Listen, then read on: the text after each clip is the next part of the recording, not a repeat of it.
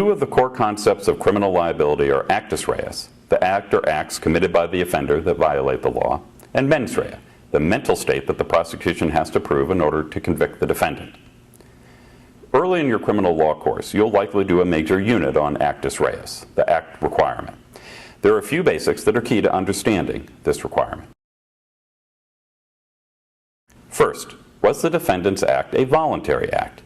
If it wasn't, then in most situations the defendant won't be guilty of a crime, even if he physically performed some prohibited act. An example, I kick you not because I decided to kick you or intended to kick you, but only because I had some kind of unexpected seizure. Yes, I did kick you, but it was involuntary, so I probably won't be guilty.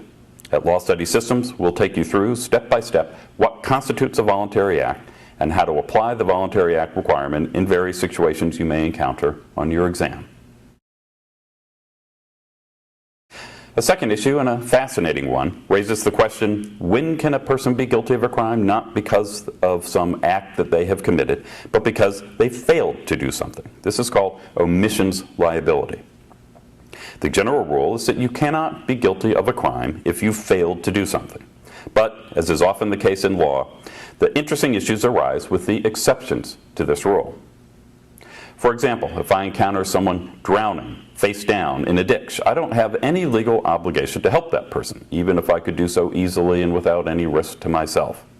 That's the general rule in action. But what if the drowning person is my young son? Or what if I'm a doctor and that's one of my patients? Or what if I created the risk by accidentally knocking the person down? That's where the exceptions come in. We'll take you through all of the exceptions and show you how to master the concepts for the exam.